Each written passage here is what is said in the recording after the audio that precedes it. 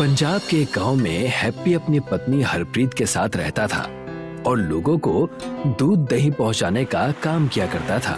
पूरे गांव में हैप्पी की तरह ताजा और शुद्ध दूध कोई भी नहीं बेचता था। इसी वजह से अन्य दूध वाले उससे चलते थे। उनमें से एक था प्रवीण।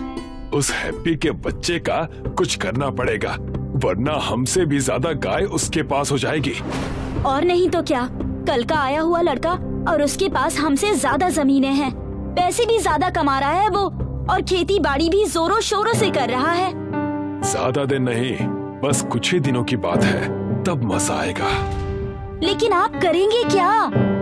हैप्पी पूरे गांव में मशहूर किस लिए है? अपने दूध और मिठाइयों के लिए ही ना। उसके दूध और उसके दूध वाली हर चीज में मैं केमिकल की मिलावट कर दूंगा। अब मजा आएगा। बड़ा उड़ रहा था, ये है उसकी असली जगह। अब इसकी अकल ठिकाने आएगी। आ जाओ, दूध ले लो, दूध ले लो। क्यों हैप्पी भाई, किद्दा आज दूध लेकर फिर निकल लिए तुसी? जाते जाते मुझे भी देकर जाओ। ओए मैं क्या परजाई जी, ये लो पूरे 2 लीटर। आज का दूध ज्यादा ताजा लग रहा है, क्या खास बात है इनमें? जी बस अभी अपने गौशाला से दूध कर लाया हूँ, ताजे तो होंगे ही ना। ऐसे ही हैप्पी गांव के हर कोने में दूध और दही लेकर चला जाता है उन्हें बेचने।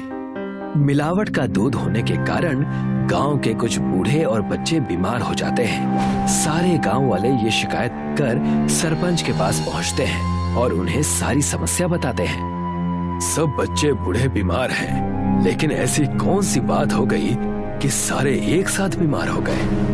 कहीं हमारे गांव में कोई बीमारी तो नहीं फैली? अगर ऐसा हुआ तो दिक्कतें बढ़ जाएंगी। कोई बीमारी शिमारी तो नहीं हो गई ना पिंड विच? अरे इन सबसे पूछो तो इन्होंने खाया क्या है?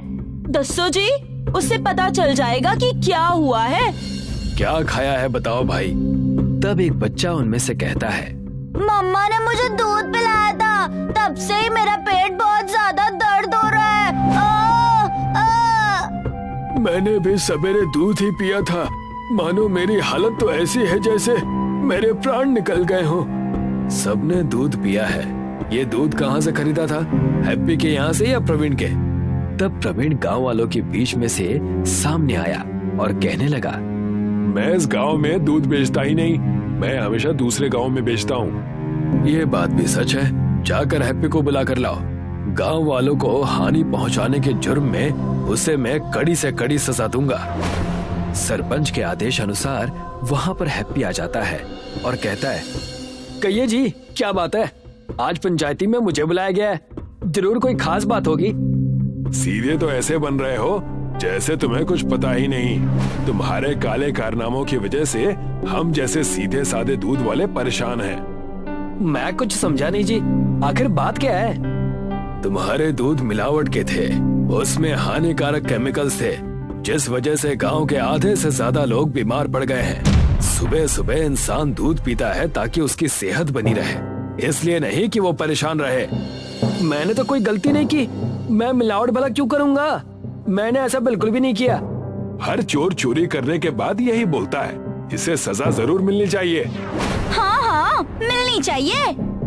तब सरपंच ने भरी सभा में सबके सामने उसे सजा सुनाई और कहा, तुम्हारी सजा ये है कि अब से और इसी समय से तुम्हें गांव से बाहर निकाला जाता है, गांव वालों को हानि और चोट पहुंचाने के जुर्म में। तुम अगर गांव में दोबारा नजर आए तो तुम्हें पुलिस के हवाले कर दिया जाएगा।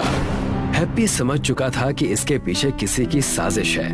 वो उस वक्त वहाँ कुछ भी नहीं कहता और वहाँ से चला जाता है। गांव छोड़कर दर दर भटकने के बाद, मेरा गौशाला, मेरी गाय, सब कुछ वहीं रह गए।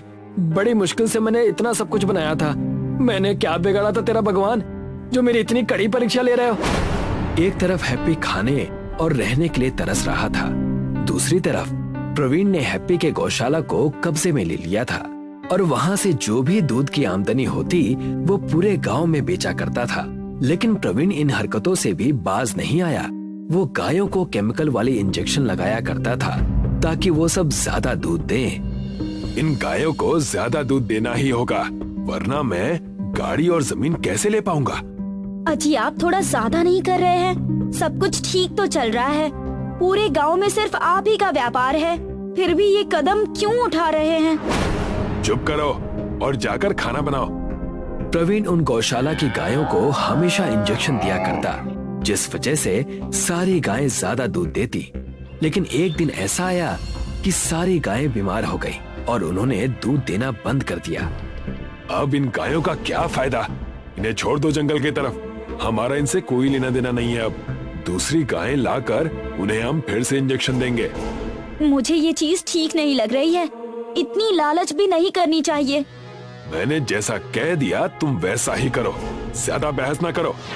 प्रवीण के कहने पर उसकी पत्नी ने सारे गायों को रास्ते पर खुला छोड़ दिया। सारी गायें भटकते हुए हैप्पी से जा मिलती हैं।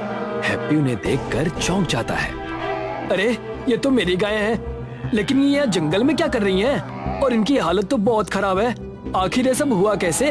वहाँ जाकर देखता हूँ, इन्हें पानी पिलाता हूँ। हैप्पी जाकर अपने गायों को पानी पिलाता है। उन गायों में से एक गाय का बछड़ा अचानक से ही गौमाता का रूप धारण कर लेती है। वत्स, तुम बिना लाभ के भी हमारी मदद कर रहे हो। मैं तुमसे बहुत प्रसन्न हुई। मांगो जो वरदान मांगना चाहते हो। गौ माता को बोलता देख हैप्पी दंग रह गया और उनसे कहने लगा, मैंने अपना सारा जीवन बस गायों की सेवा और मेहनत करने में लगा दिया है। मुझे बस मेरा जीवन ऐसा ही बिताना है। मैं चाहता हूँ कि आप मुझे मेरे पहले वाली जिंदगी दे दे। तुम उसकी चिंता मत करो, मैं तुम्हें आशीर्वाद देती हूँ। इन पशुओं की तुम बहुत अच्छी देखभाल करना। उनसे जो तुम्हें गोबर मिलेगा उससे तुम एक घर बनाना, और वो गोबर का घर हीरे के घर में बदल जाएगा और गोबर के उपले हीरे के उपले बन जाएंगे। क्या सच? मैं ऐसा ही करूँगा। भगवान के घर देर है अंधेर नहीं। आपका लाख लाख शुक्रिया माता, आपका लाख लाख शुक्रिया। अरे भाग्यवान, तुमने सुना कि नहीं? उस हैप्पी के बच्चे ने गोबर का घर बनाया है। जंगल के पास से भी गुजरो तो वहाँ उसकी दुर्गंध आती है। हमें उससे क्या करना है जी? हमें अपना देखना चाहिए, कहीं कुछ गलत ना हो जाए। और वैसे भी भगवान ने हमें सब कुछ तो दिया ही है। जब तक होगा तब तक हम ऐसे ही मिलावट का दूध बेचा करेंगे, और क्या। हैप्पी अपने गोबर के घर में रहकर पशुओं की सेवा कर रहा था कि तभी एक दिन उससे मिलने प्रवीण आया। कैसे हो भाई, कहाँ हो? अरे प्रवीण, आओ आओ, तुम्हारा व्यापार कैसा चल रहा है?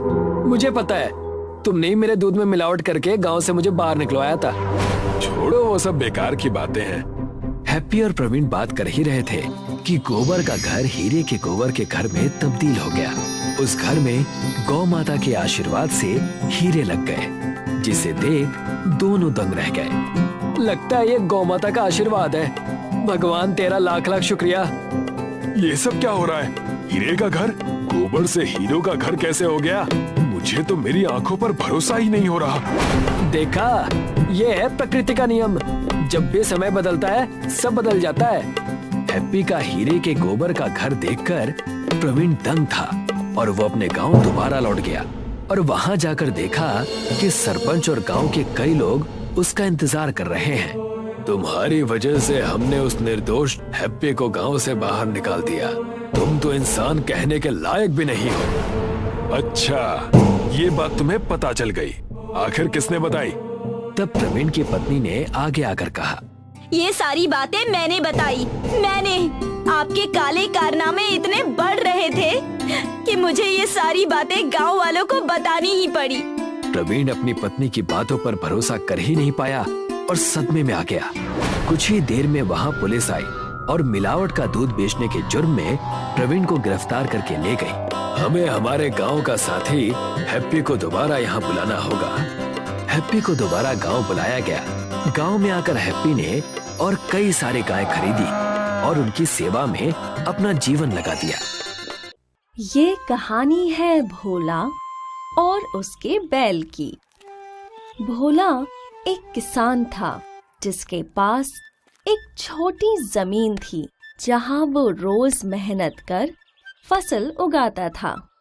भोला के पास खेती करने के लिए एक बैल था, कल्लू। कल्लू खेत में हल चलाता था। दिन भर की मेहनत के बाद भोला कल्लू के पास बैठकर उससे बातें किया करता था। भोला बहुत ही खुश और संतुष्ट था, लेकिन भोला की खुशी उसके पड़ोसी शंकर से देखी नहीं जाती।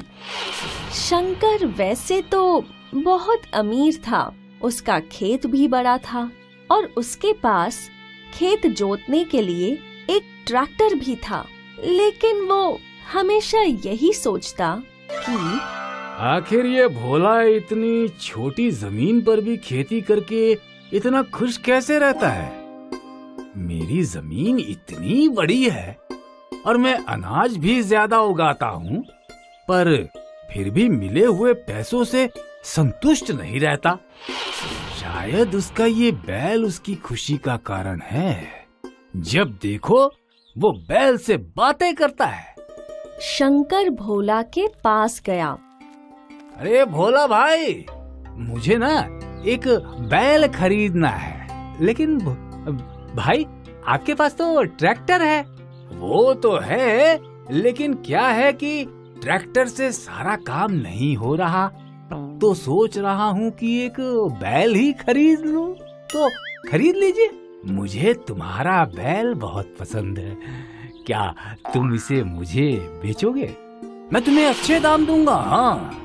नहीं नहीं भाई, बुरा मत मानिए, पर मुझे मेरा बैल नहीं बेचना है। आप कृपा करके कोई और बैल ढूंढ लीजिए। शंकर अपने खेत लौट आया और वो सोचने लगा, हो न हो, इसके बैल में ही कुछ बात है जो वो इसे बेचना नहीं चाहता। लेकिन मैं तो इसे पाकर ही रहूंगा। अगर इसकी खेत ही न रही तो ये बैल मुझे जरूर बेच देगा। उस रात शंकर ने चुपके से भोला के खेत जला दिए। अगले दिन जब भोला ने अपने खेत देखे, वो फूट फूट कर रोने लगा।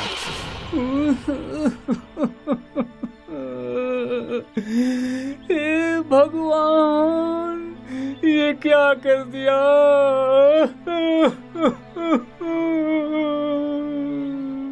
शंकर भोला की ऐसी अवस्था देखकर बहुत खुश था। अब आएगा ऊंट पहाड़ के नीचे।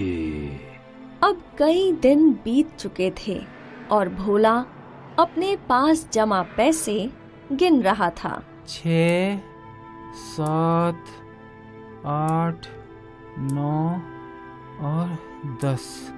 बस मेरे पास तो 10 ही चांदी के सिक्के हैं। इससे तो सिर्फ कुछ दिन और ही मेरा घर चल पाएगा। मुझे कल्लू को किसी नए मालिक को बेच देना चाहिए। उसका नया मालिक उसे भरपेट खिला तो पाएगा। ऐसा सोच भोला कल्लू को लेकर बाजार की ओर निकल पड़ा। भोला के हाथ में पैसों की पोटली थी। कुछ वक्त चलने के बाद भोला ने सोचा, मेरे पास अब सिर्फ 10 चांदी के सिक्के हैं और ये भी कोई लूट ले तो मेरे पास कुछ नहीं बचेगा।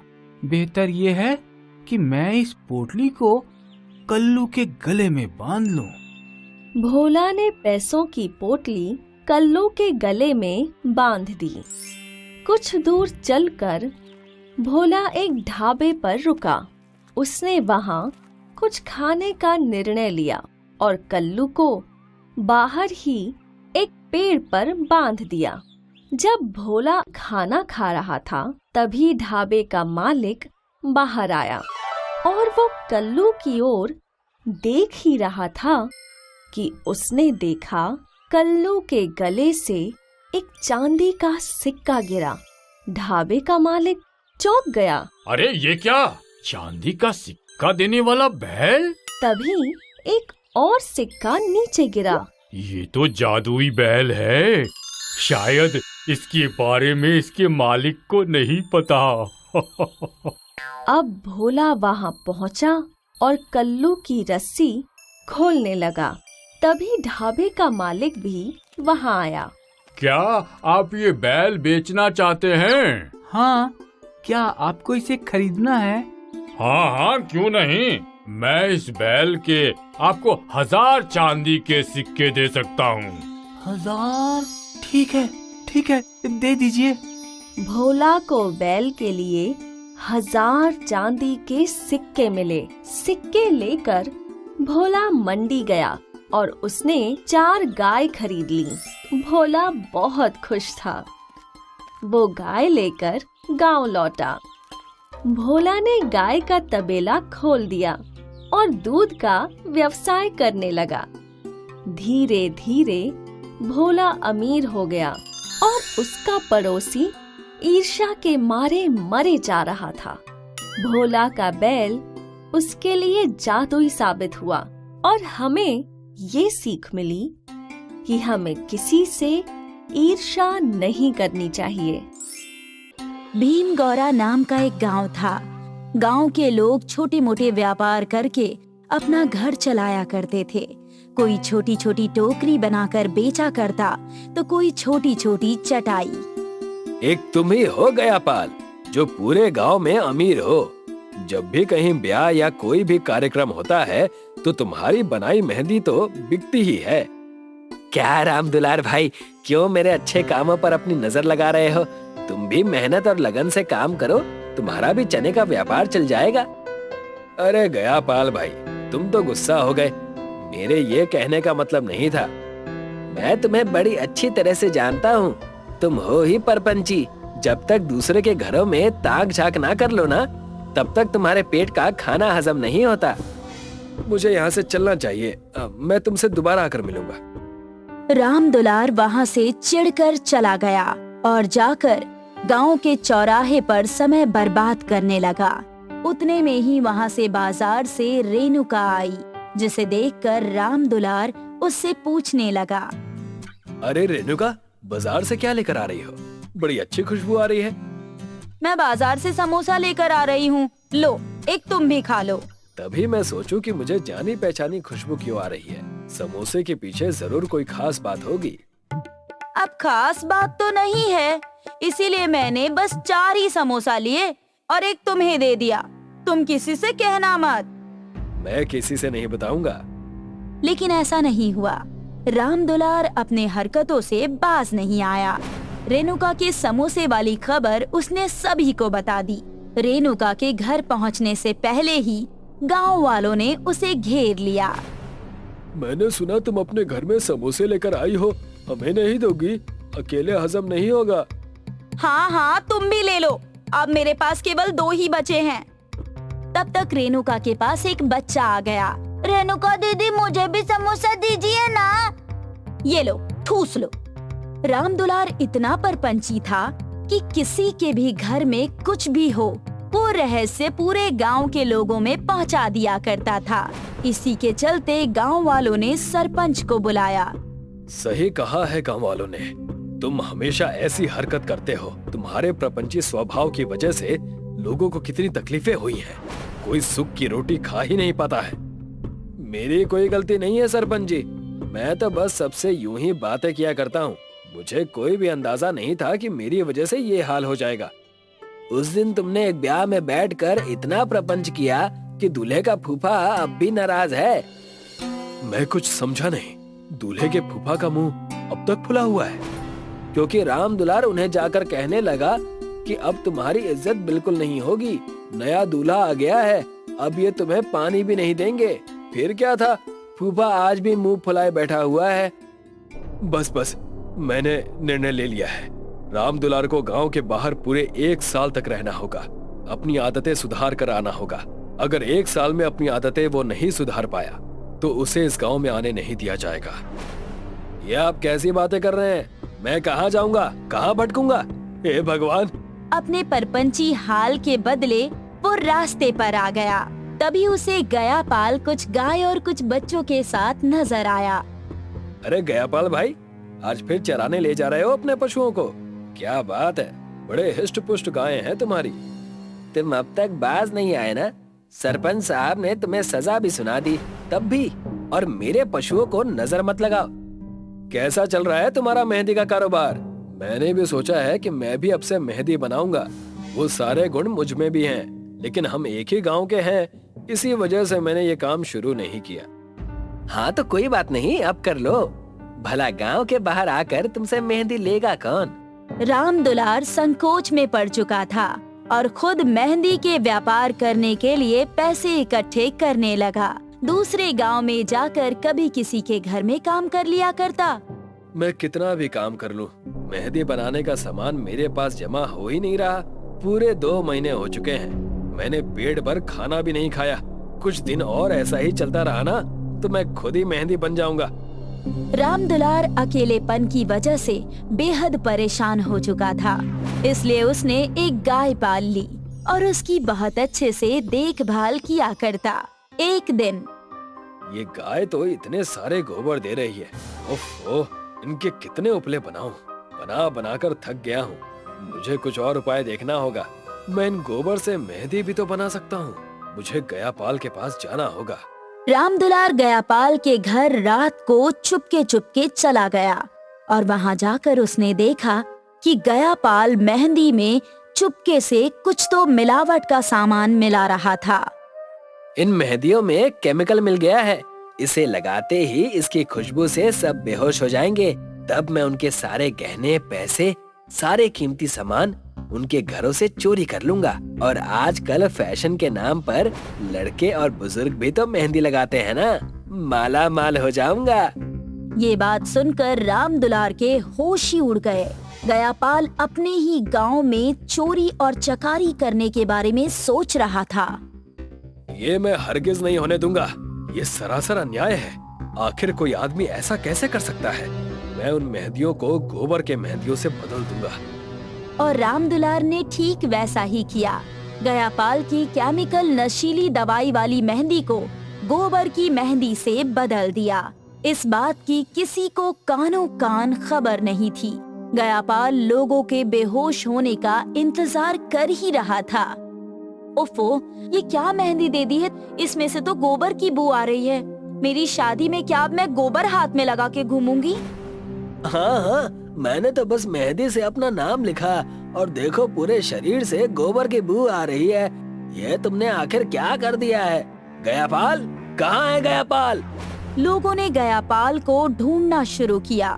गयापाल हक्का बक्का रह गया और सोचने लगा, ये सब कैसे हो सकता है? नशीली मेहंदी गोबर की मेहंदी कैसे बन सकती है? और ये क्या, ये सब बेहोश क्यों नहीं हो रहे हैं? और तब वहाँ राम दुलार अपना बनाया हुआ असली मेहंदी लेकर आता है और गांव वालों से गयापाल की चोरी और नशीली मेहंदी की बात बता देता है। इसीलिए मैं अब ये असली मेहंदी आप सबके लिए लेकर आया हूँ। ये आपके हाथ में चढ़ेगा भी और आपके हाथ सुरक्षित भी रहेंगे। वो सब तो होते रहेगा। गयापाल को सजा मिलनी ही चाहिए। आप सब उसकी चिंता मत कीजिए। मैंने सारे सबूत पुलिस वालों को दे दिए हैं। वो बस यहाँ पर आती ही होगी। तुम आखिर गांव वालों के इतने सगे कैसे बन रहे हो?